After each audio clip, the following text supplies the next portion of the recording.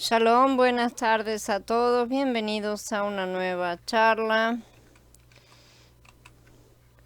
Vamos a hablar de los primeros discípulos que siguen a Yeshua. Matías y Lucas nos dicen que después de su bautismo, Yeshua fue inmediatamente, según Mordejai 1:12, al desierto, donde fue tentado por el acusador. Yohanan omite toda la historia, probablemente pensando que era innecesario repetirla. El Evangelio de Yohanan fue escrito para complementar los otros evangelios, no simplemente para repetirlos. El apóstol Yohanan nos habla del bautismo de Yeshua después del hecho, pero en realidad no registra el evento en sí. Si miramos con atención, vemos que Yohanan habla del bautismo de Yeshua solo después de que regresó del desierto.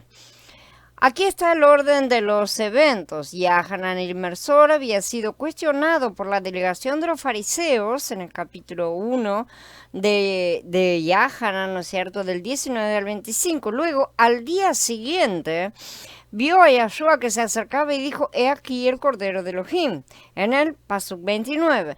No dice que bautizó a Yeshua en ese momento. En cambio, Yohanan da a entender que él había bautizado a Yeshua antes, diciendo en el Pasuk 32: vi al Ruach que descendía del cielo como paloma y permaneció sobre él. Yohanan les estaba diciendo a los fariseos que había visto la paloma sobre Yeshua, que lo identificaba como el Mashiach. Entonces parece que Yohanan estaba explicando la historia de la paloma después de que Yeshua regresó del desierto. Sin duda, Yeshua había regresado al mismo cruce del Jardín donde Yohanan todavía estaba bautizado. El apóstol estaba bautizando. El apóstol continúa. Al día siguiente estaba de nuevo Yohanan con 2 de sus discípulos. Al ver a Yeshua que andaba por allí, dijo: este es el Cordero de Yahweh. De la misma manera, en el Pasuk 43 nos dice que al día siguiente Yeshua le dijo a Felipe: sígueme. Es obvio que Yeshua ya había pasado su tiempo en el desierto y ahora estaba de regreso para comenzar su ministerio y comenzar a reunir discípulos. El apóstol omitió el relato real del bautismo de Yeshua, prefiriendo dar un relato del testimonio de Yohanan de que Yeshua era el Mashiach. Los otros evangelios relatan el bautismo de Mashiach y su viaje al desierto para ser tentado, pero el apóstol Yohanan nos cuenta lo que sucedió inmediatamente después de que regresó del desierto. Con este trasfondo en mente, continuemos. Entonces, los 2 discípulos lo oyeron hablar y siguieron a Yeshua. Yeshua, al voltearse y ver que lo seguía, les preguntó: ¿qué buscan? A ellos le dijeron: Rabí, que significa maestro, ¿dónde vives? Él les dijo: vengan y verán. Así que fueron y vieron dónde vivía y se quedaron con él aquel día, porque era como la hora 10. Nuevamente vemos que Yeshua se estaba quedando en algún lugar, lo que implica que estuvo cerca de Jericó por lo menos unos días. Yohanan implica que Yeshua estaba allí para ver quién entendería el significado del testimonio de Yohanan de que él era el Mashiach. Era inusual que los discípulos de un rabino cambiaran de rabino en medio del entrenamiento. De hecho, en circunstancias normales, esto habría sido una violación grave del protocolo. Por lo tanto, Yeshua no reclutó activamente a discípulos que hubieran estado siguiendo a Yohanan. Pero estos 2 discípulos se dieron cuenta de que Yohanan había cedido al Mashiach, por lo que ya estaban preparados para cambiar su lealtad de Yohanan a Yeshua. Los discípulos normalmente eran entrenados por su rabino desde el momento en que eran confirmados por el Bar Mitzvah a los 12 años hasta los 30 años. Andrés y Shimón encuentran a Yeshua. Andrés, el hermano de Shimón Kefá, era uno de los 2 que habían oído a Yohanan y habían seguido a Yeshua. Este no se encontró primero con su hermano Shimón y le dijo: hemos encontrado al Mashiach, que significa ungido. Él lo llevó a Yeshua y al verlo Yeshua le dijo: tú eres Shimón, hijo de Yohanan, tú te llamarás Kefá, que significa piedra. Esto parece decirnos que Andrés fue uno de los primeros discípulos en seguir a Yeshua.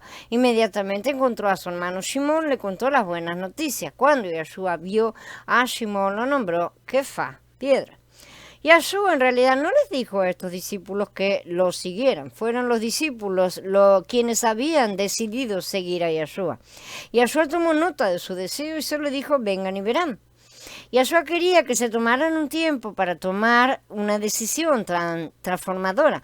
Quería que lo observaran y lo conocieran mejor para que pudieran tomar una decisión más informada. He descubierto que cuando Yahshua nos llama, normalmente nos da tiempo para reflexionar, discernir y orar al respecto para que no tomemos una decisión apresurada de la que luego nos arrepintamos. Así también leemos en Mordejai que Yahshua no le dijo a Andrés y Kefa, síganme, sino hasta más adelante, mientras estaban pescando en el mar de Galilea. No sabemos cuánto tiempo había pasado desde que conocieron a Yahshua. Lucas en el capítulo 5 nos da un relato más completo. Esa fue la ocasión en la que habían estado pescando toda la noche sin éxito. Habían regresado a la orilla a la mañana siguiente y Yahshua usó su bote como plataforma para enseñar. Después de enseñar a la multitud, Yahshua les dijo que regresaran al lago y volvieran a intentarlo. Así lo hicieron y pescaron tantos peces que el barco estuvo en peligro de hundirse. Mordejai nos dice que esa fue la ocasión en que Yahshua los invitó a seguirlo. Solo entonces se convirtieron oficialmente en discípulos de Yahshua. No se nos dice explícitamente el nombre del segundo de los discípulos del Bautista en Yahanan, en el capítulo 1, que expresó su deseo de seguir a Yahshua. La razón del silencio puede ser que este discípulo era el mismo Yahanan, el autor del Evangelio, que estaba siendo modesto y anónimo. A menudo hablaba de sí mismo no por su nombre, sino como el discípulo a quien amaba a Yahshua, por ejemplo, o el discípulo que da testimonio de estas cosas. Si ese segundo discípulo es el mismo Yahanan, entonces tal vez fue a buscar a su hermano Jacob, así como Andrés había ido a buscar a su hermano Simón. Más tarde, Yahshua llamó a Jacob y a Yahanan mientras reparaban sus redes en el mar de Galilea. Yahshua los llamó poco después de decirles a Andrés y Kefa que lo siguieran. Pero es muy posible que Yahanan y su hermano Jacob vinieran a encontrarse con Yahshua antes. Sin embargo, existe otra posibilidad en cuanto a quién fue ese segundo discípulo. Quizá fue Felipe. Al día siguiente se propuso ir a Galilea y encontró a Felipe. Y Yahshua le dijo, sígueme. Felipe era de Betsaida, de la ciudad de Andrés y Kefa. Aquí Yahshua caminó hacia el norte, a Galilea, donde encontró a Felipe. Esto era un viaje como de 4 días, así que al día siguiente fue cuando Yahshua comenzó su viaje al norte de Galilea. No se nos dice específicamente dónde se encontró Yahshua con Felipe y Natanael. Su hogar estaba en Betsaida, en la costa norte del mar de Galilea, pero es posible que en ese momento estuvieran lejos de su hogar. No sabemos cómo encontró a Felipe o qué lo llevó al punto en el que le dijo, sígueme. Yahshua pudo haberlo encontrado en cualquier lugar, en cualquier parte del camino de Jericó a Betsaida. Felipe significa amante de los caballos. Su nombre griego implica que provenía de una familia de judíos helenizados de Betsaida. Estaba ubicada a unas pocas millas al noreste de Kefarnahum, o aproximadamente a 1 milla al norte del mar en el lado este del río Jardén. Los posibles antecedentes helenísticos de Felipe también pueden explicar por qué Felipe fue después el primer discípulo en predicar el Evangelio fuera de Judea. Fue a Samaria con el Evangelio en Más en el capítulo 8. Felipe encontró a Natanael y le dijo, hemos encontrado a aquel de quien escribió Moshe en la Torá y también los profetas, a Yahshua el Nazareno, el hijo de Yosef. Y le dijo Natanael, de Nazaret puede salir algo bueno. Felipe le dijo, ven y ve. Nazaret era un puesto de avanzada judío en una loma de Samaria poblado por un movimiento de colonos radical que no era tan diferente al movimiento de colonos judíos modernos en el territorio palestino de hoy. Yahanan 21:2 nos dice que Natanael era de Caná, ubicado a pocas millas al norte de Nazaret, unas 14 millas al oeste de Kefarnahum. La primera reacción de Natanael fue bastante negativa, mostrando que desdeñaba la mentalidad del colono radical. Yahshua también desaprobó su estrecho nacionalismo. Poco después de su milagro en la cercana Caná, la gente de Nazaret invitó a Yahshua a hablar en la sinagoga, probablemente con la esperanza de verlo realizar un milagro también. Yahshua los enfureció, recordándoles que había muchas viudas en Israel en los días de Elías, pero Elías no fue enviado a ninguna de ellas, sino solo a Sarepta, en la tierra de Sidón. También les dijo que había muchos leprosos en Israel en el tiempo de Elisha, y ninguno de ellos fue sanado, sino solo Naaman el sirio. La gente reaccionó violentamente a este mensaje porque leemos todos en la sinagoga se llenaron de ira al oír estas cosas. Se levantaron y lo arrojaron fuera de la ciudad y lo llevaron a la cima de la colina sobre la cual se había edificado su ciudad para arrojarlo por el acantilado. Pero pasando por en medio de ellos, se fue. Tal era la mentalidad del pueblo ultranacionalista de Nazaret, la ciudad donde Yeshua fue criado. Si Yeshua hubiera sido tan radical como sus compañeros nazarenos, ni Felipe ni Natanael se habrían impresionado. Cuando Felipe invitó a Natanael a ver por sí mismo, Natanael vino solo porque confiaba en su amigo. Yeshua luego demostró que era un profeta, diciéndole algo que nadie más podía haber sabido. El verdadero israelita. Yeshua vio a Natanael que se le acercaba y dijo de él: he aquí un verdadero israelita en quien no hay engaño. Natanael es un nombre hebreo que es Netanyahu. Él era un verdadero israelita de Caná de Galilea. Si Caná estaba situada unas pocas millas al norte de Nazaret, como dijimos, sin duda, Yeshua había visitado Caná muchas veces mientras crecía en Nazaret. Los dos pueblos eran muy diferentes. Caná fue influenciada por la cultura griega, mientras que Nazaret fue un asentamiento judío de línea dura. Cuando Yeshua conoció a Natanael, sin duda tenía mucho de qué hablar, ya que sin saberlo habían sido vecinos. También puede ser que Natanael fuera quien invitara a Yeshua a las bodas de Caná. Yeshua reconoció a Natanael como un israelita verdadero. Aletos es la palabra griega, verdaderamente. Esta palabra significa casi lo mismo que amén.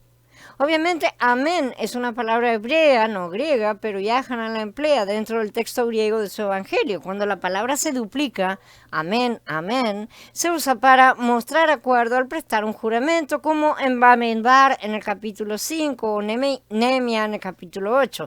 La palabra significa de una verdad, en verdad o verdaderamente. La duplicación de esta palabra en el evangelio de Yahanan ocurre 25 veces para un total de 50 veces, evidentemente, que se usa amén, o sea, aletos. Esto sugiere un jubileo establecido por Yeshua HaMashiach, el amén de Elohim. Pero en Yahanan 1.47 la palabra que Yahanan eligió fue aletos, que es especialmente un sinónimo de amén. Aletos se usó muchas veces en la traducción griega de la Septuaginta del Tanaj, donde normalmente se traduce como verdadero. Usando eso como el significado estándar de aletos, podemos decir que Yeshua llamó a Natanael un verdadero israelita. Jacob el engañador. ¿Por qué motivo Yeshua lo llamó un verdadero israelita?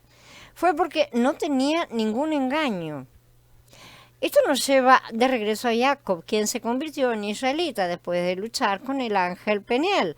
Antes de ese momento, él era Jacob el engañador. Engañador, ¿no es cierto?, porque engaña. Por lo tanto, Jacob tenía astucia o engaño mientras se le conocía con el nombre de Jacob. Aún no había aprendido acerca de la soberanía de Elohim, aunque era un creyente desde el principio.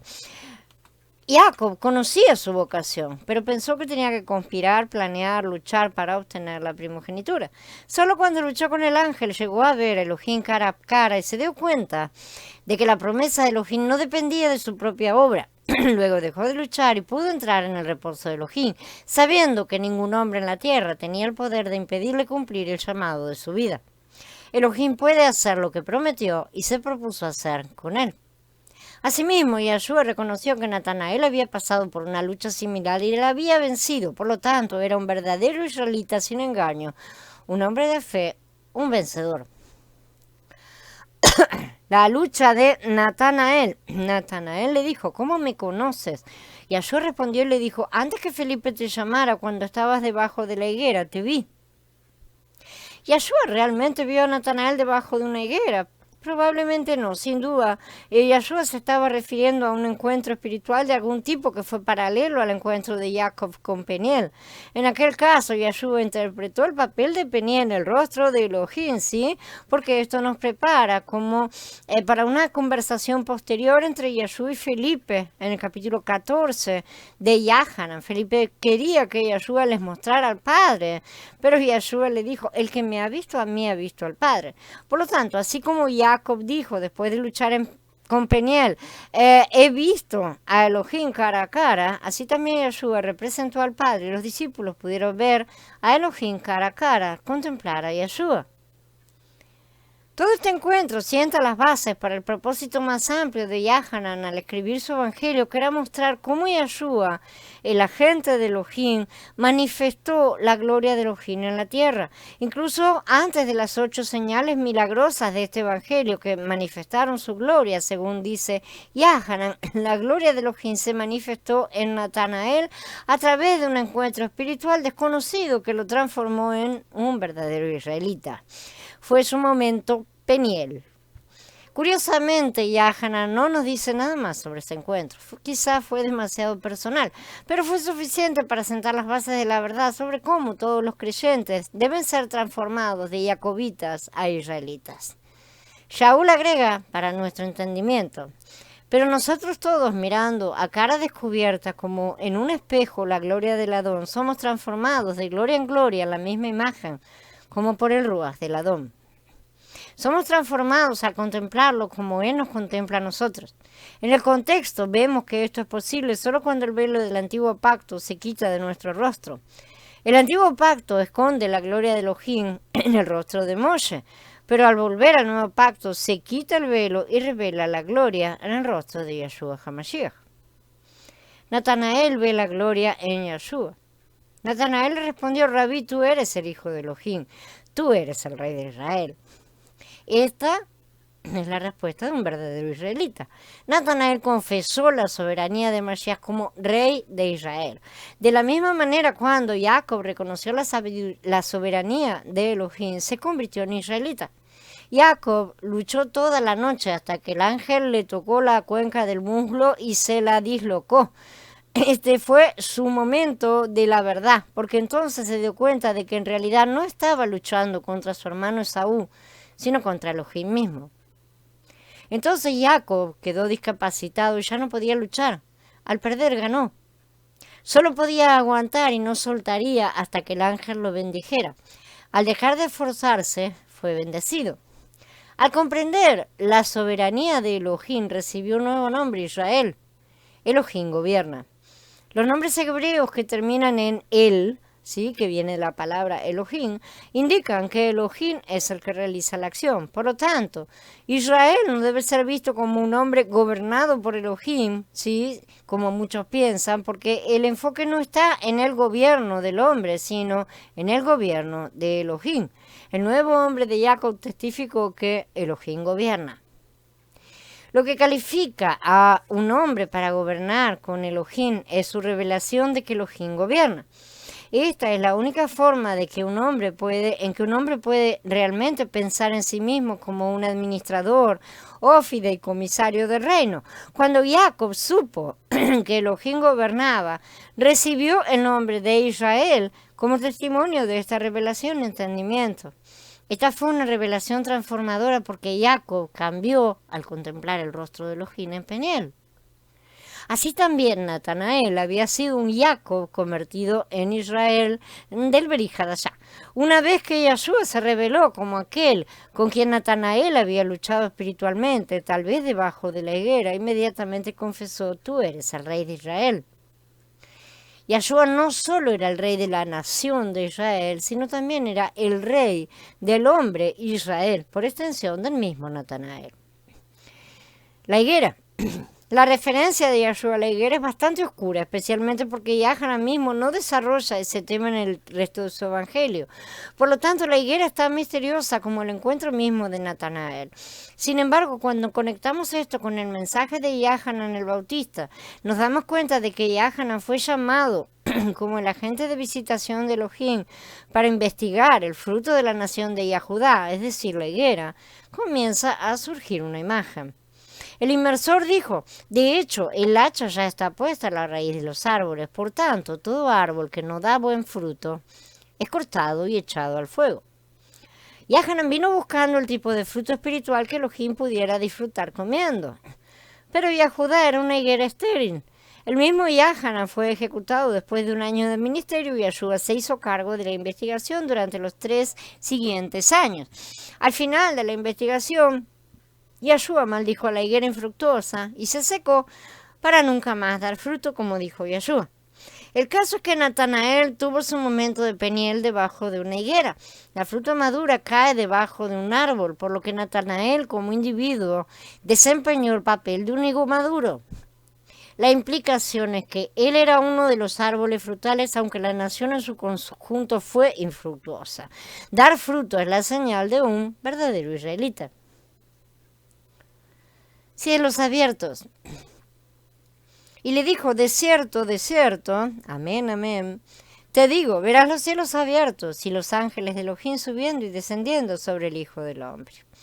Aquí Yahshua da una segunda referencia a Jacob, quien vio en un sueño en Betel a los malachim de Elohim subiendo y descendiendo. Esto es una referencia a Bereshit en el capítulo 28. Cuando Jacob despertó, ungió la piedra que había usado como almohada porque percibió que los malachim de Elohim habían ascendido y descendido sobre esa piedra. Esa piedra se convirtió en un tipo de Mashiach y Jacob la ungió, es decir, que la bautizó, porque Mesías o Mashiach significa el ungido. Más tarde esa piedra fue llamada el pastor, la piedra de Israel, en el capítulo 49 de Bereshit. Fue confiada a Yosef, el poseedor de la primogenitura, cuyos hijos recibieron el nombre de Israel. La piedra permaneció con los descendientes de Yosef hasta que salieron de Egipto y Shaul nos dice que esta roca los siguió y les proporcionó agua. Yahshua le dijo a Natanael que vería el verdadero significado del sueño de Jacob en Betel. Mientras que Jacob vio malachim que subían y bajaban sobre una piedra, Natanael los vería venir sobre el Hijo del Hombre. Natanael iba a ver a Mashiach como el Hijo de Elohim y el Hijo del Hombre. El Hijo del Hombre fue un término mesiánico usado por Daniel. Seguí mirando en las visiones nocturnas y vi en las nubes del cielo, que en las nubes del cielo venía uno como un hijo del hombre, y se acercó al anciano de días y se le presentó. Para que un hijo del hombre descendiera del cielo, primero tendría que ascender al cielo como el hijo de Elohim, dice Yohanan en el capítulo 3. En otras palabras, después de su resurrección, en el momento de la ofrenda de la gavilla mecida, Mashiach tenía que ser presentado al Padre como el hijo de Elohim. En Daniel 7:9, el hijo del hombre se acercó al anciano de días que estaba sentado en el trono. El Hijo del Hombre y su Padre son tratados como individuos distintos. Cuando Yahshua fue juzgado por Caifás, se le pidió que dijera toda la verdad acerca de quién eras, y solo entonces Yahshua reveló su identidad por completo, citando a Daniel 7:13. Yahshua le dijo, tú lo has dicho. Además les digo que desde ahora que ustedes verán al Hijo del Hombre sentado a la diestra del poder y viniendo en las nubes del cielo. Sin creer en su testimonio, el sumo sacerdote condenó a muerte a Yahshua, acusado de blasfemia. Venir a las nubes del cielo fue el equivalente a ver los cielos abiertos en Yohanan. El significado de los malachim que ascienden y descienden sobre Mashiach lo representa como el comandante en jefe de las huestes angelicales. Daniel 7:14 dice que se le dio dominio. Shaul nos dice que todas las cosas le serán sujetas. Todos verán esto al final, pero Natanael vio esto desde la perspectiva de un vencedor. Implica que como un israelita, de hecho, debía verlo como un discípulo y como parte del cuerpo de Mashiach. Bien, habiendo terminado, damos por encerrada la charla. Abba siga bendiciéndolos grandemente a todos, hermanos.